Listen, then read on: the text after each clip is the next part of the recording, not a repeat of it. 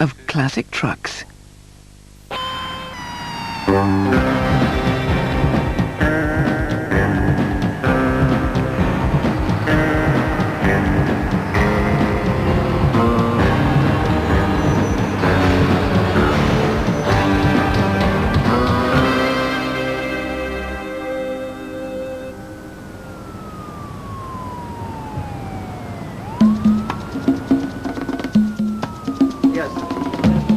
Okay, we'll do. Thank you. Okay, we're responding.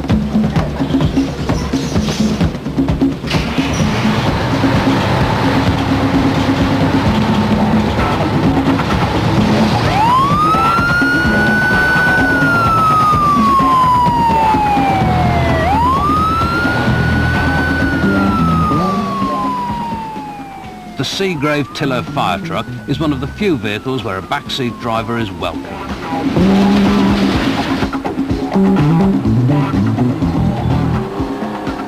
The driver at the front and the tiller man at the rear manoeuvre the 54-foot-long truck through the densely packed streets of New York. For the firemen of 104 Brooklyn, the tiller truck is an essential piece of equipment that helps them save lives.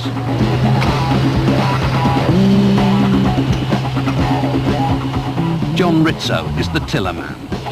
Okay, now if we were going to the corner and we were going to turn right, the driver would turn the wheel that direction, I would go the opposite direction.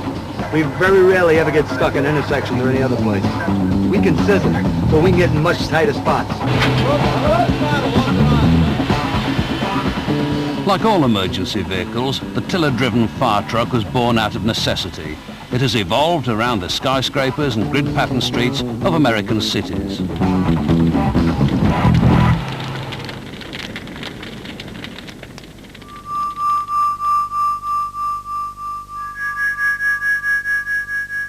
The success of a modern emergency vehicle is governed by two simple but precious concepts.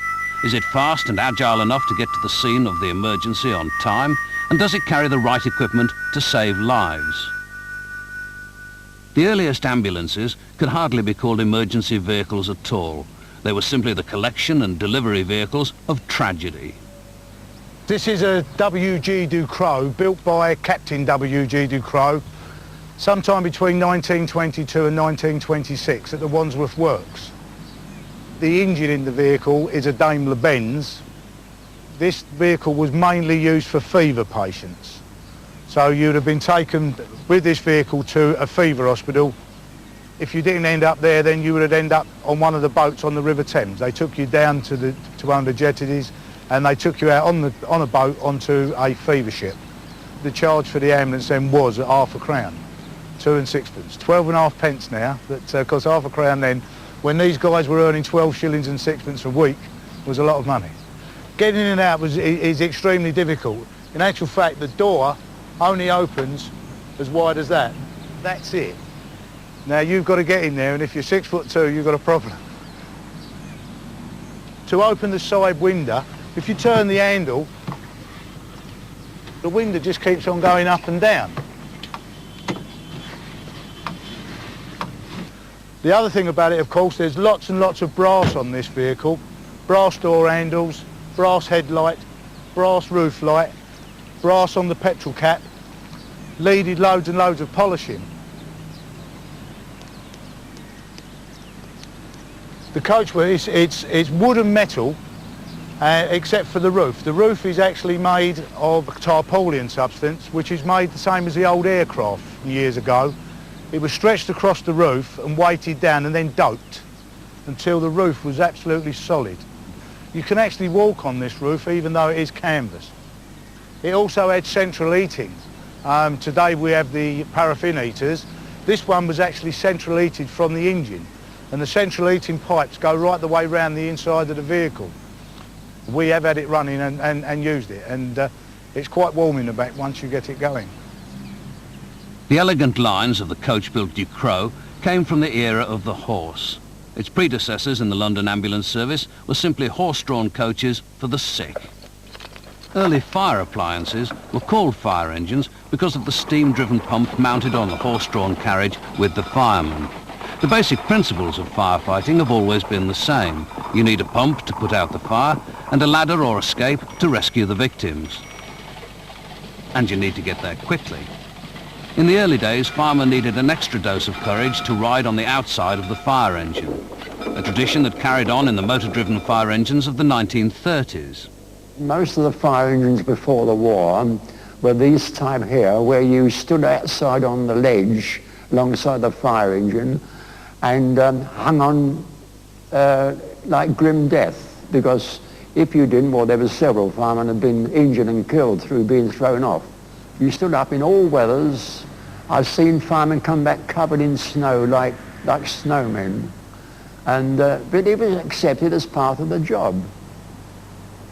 We fancied ourselves. We had, in my old brigade, we had brass helmets, plenty of brass buttons, and I suppose we stood on, as a pose on those engines of old days as we rode through the streets, feeling very, very glamorous, not half.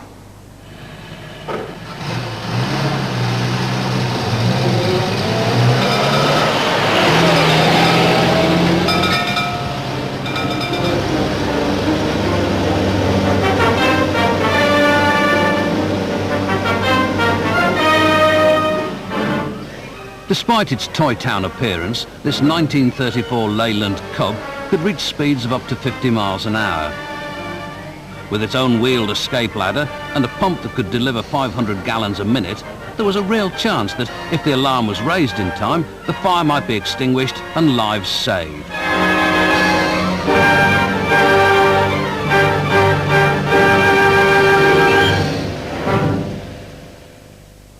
They used to have street fire alarms.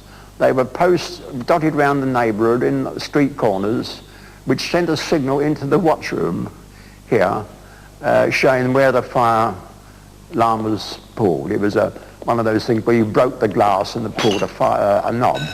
The only thing was they incited little boys to break the glass and pull the knob, and of course that was a false alarm. In the days before superheroes and Nintendo, young boys dreamt about driving fire engines like this 1939 Leyland Tiger. I do actually remember it going to fires as a young boy. You know, I used to watch it going along the streets, past my house. So I've had quite a long love affair with the vehicle. It's got an 8.8 litre Leyland petrol engine, and it drives its own fire pump, which is a Gwyn, and the deliveries are here, and this is duplicated on the other side. This is capable of pumping water at the rate of 700 gallons per minute. On the top of the fire engine, we see the escape ladder, which is a 50-foot Merryweather. The Braidwood body is really a traditional design of fire engine body that stems from the horse-drawn era. The men would sit on the side, and when they arrived at a fire, they would just jump off and get straight to work. It was deemed the sort of most quickest and efficient way of getting to work after arrival at a fire. But of course it was much more dangerous as well when motor vehicles' speeds increased. You know, this is capable of 60 miles an hour. So if somebody wasn't paying attention and they were going to a fire, they could easily get thrown off, and some did. Brass was used because it doesn't corrode like a lot of aluminium alloys. This blank cap just comes out as easy as anything, and this probably hasn't been removed for quite a long time now. It operates so nicely. But it's also a tradition. You know, if you can polish it, then let's have it in the fire brigade. The two air fire engines, they say, they were Leylands. One was an escape similar to this one here, and the other one was a pump. The life-saving appliance, which was the escape, went out first, followed by the pump. And when you got to, say it was an ordinary fire, you went to a fire hydrant and put a pipe in the ground, connected up your pump. Other firemen rolled out hose and directed the water onto the fire. Years ago, the fire hose wasn't rubber lined as it is now. It was only canvas. So when you first turned the water on, you had a wonderful display of water coming out of all kinds of little jets all over the place, and you got drenched before the hose settled down to become waterproof. This 1938 Leyland Tiger is fitted with a 104-foot Metz ladder. Metz was a German company that made beautifully engineered turntable escape ladders that were far more advanced than the British wooden-wheeled escapes. Ironically, a year later, this same appliance was to fight fires in London's docklands caused by German bombs.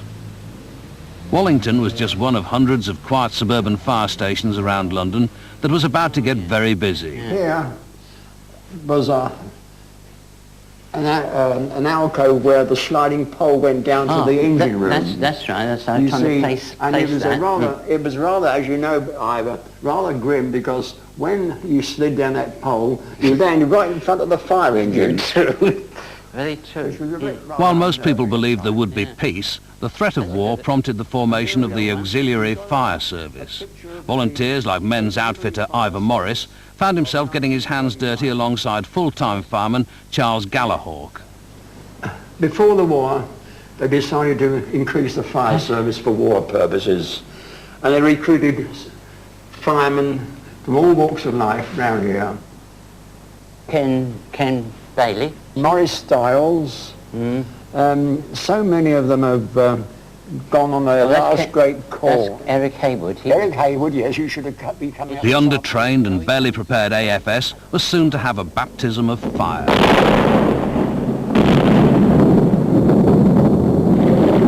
To these chappies who came in for the wartime, they did a wonderful job. Without any experience, regular firemen had never seen fires in their life like the fires during the war.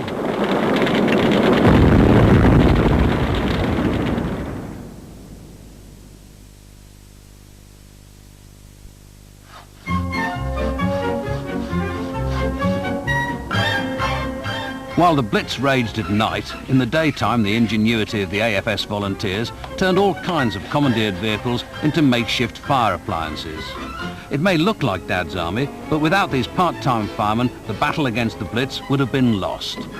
Each local authority had to arrange the auxiliary fire service for their own needs and their own money, because the Home Office never granted them much money, so they had to use private cars, taxis, lorries and so forth to tow the trailer pumps.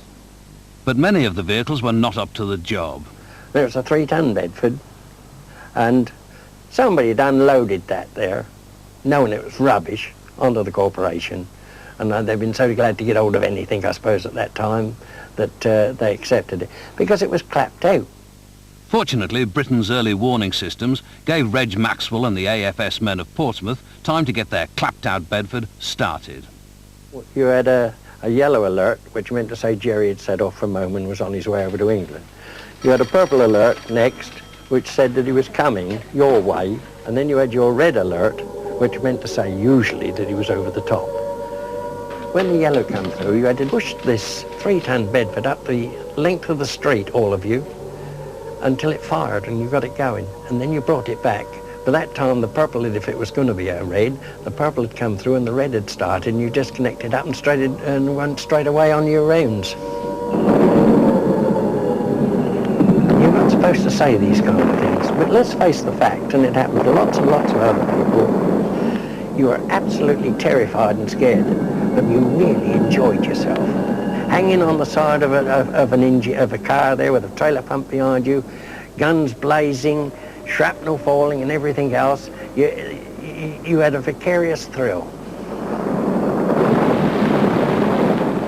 Thrilling it may have been, but so much was learnt in the Blitz that it became the birthplace of the modern fire service.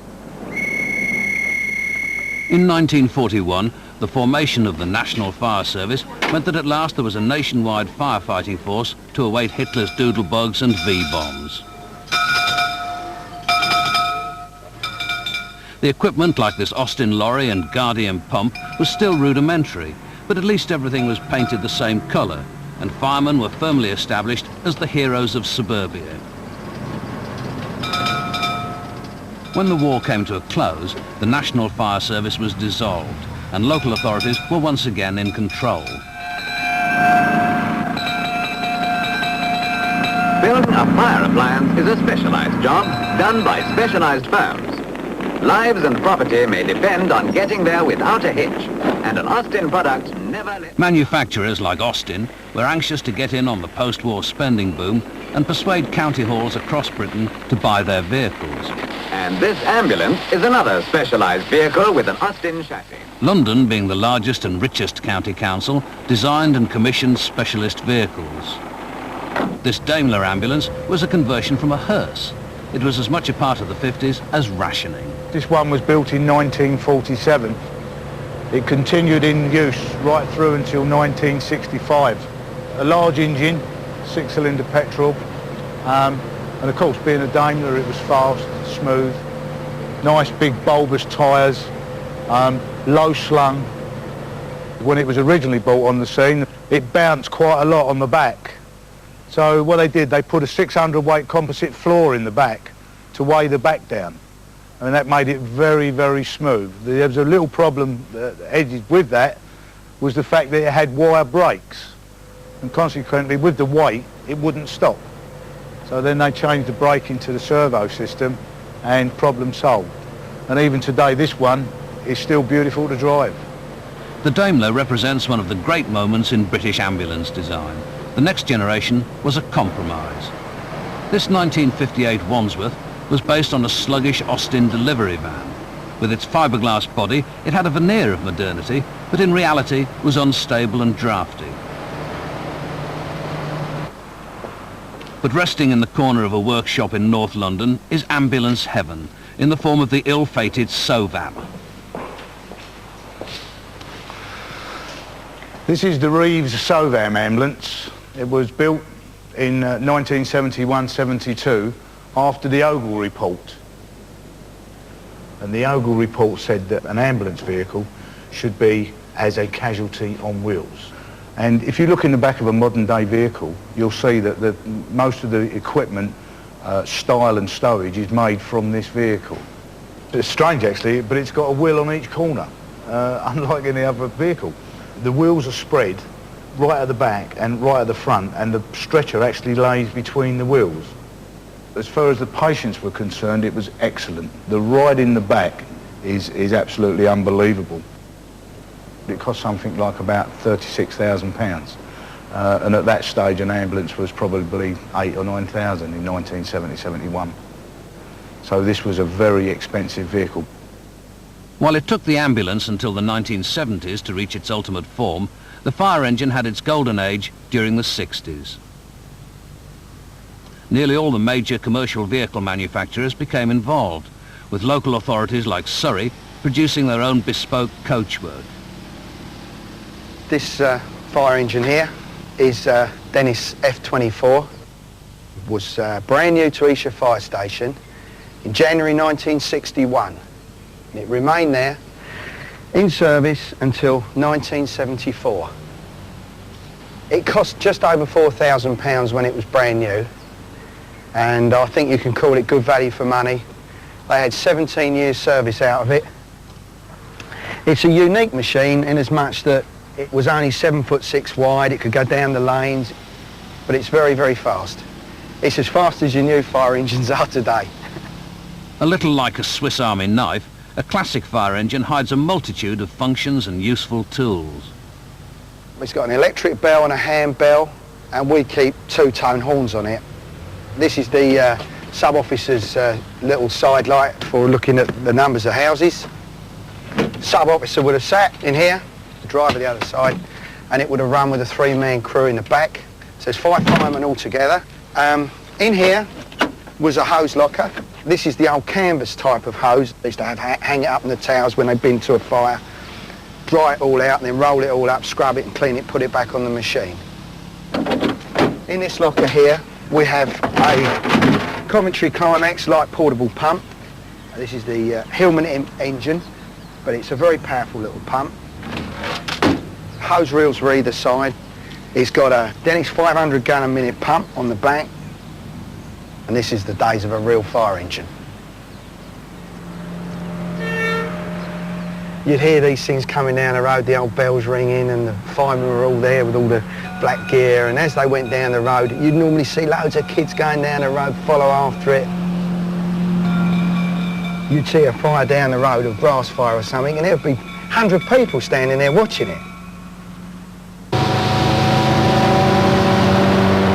We're up to 40 mile an hour.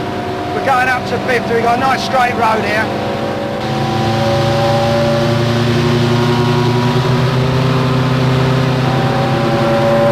We're now going up nearly to 60 mile an hour. You can hear that engine roaring away.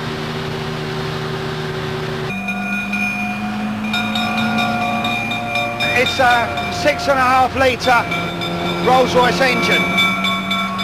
One of the characteristics of this machine is when you were taking your foot off the throttle after a long run, you could stick your head out the window like this and you'd see a sheet of flame come straight out of the exhaust pipe. So you can imagine the oncoming traffic seeing a sheet of flame come out. That would frighten the life out of them.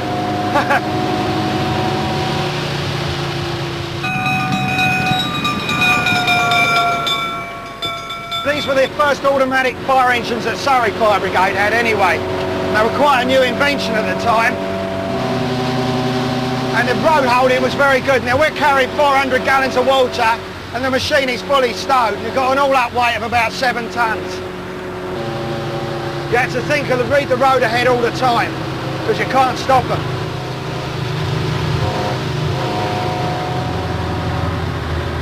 I do know that the lads used to love driving them. And when these got replaced by modern fire engines, they weren't very happy at all.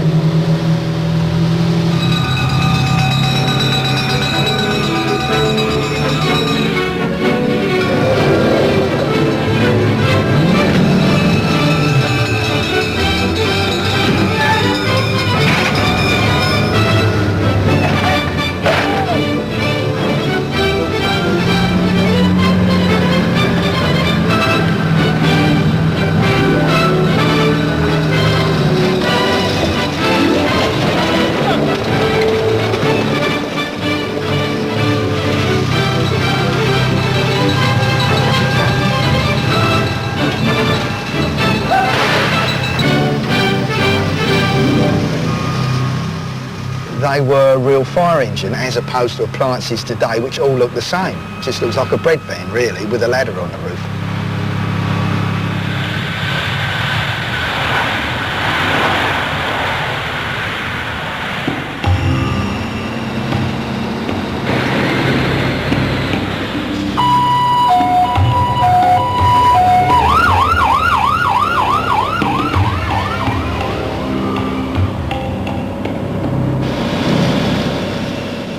Carmichael Cougar is definitely not a bread van with a ladder on the roof. A long way from a chip pan fire or even the Blitz, the aviation fire requires something special. An airport fire tender is expected to achieve a response time of 2 minutes. That's from leaving the station to extinguishing the fire. Any longer than this and it simply isn't worth them trying. Operated by just 2 men, with its 8-wheel drive and unofficial top speed of 100 miles an hour, the Cougar is the ultimate specialist emergency vehicle.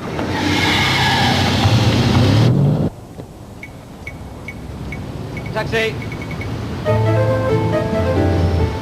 Airport, please.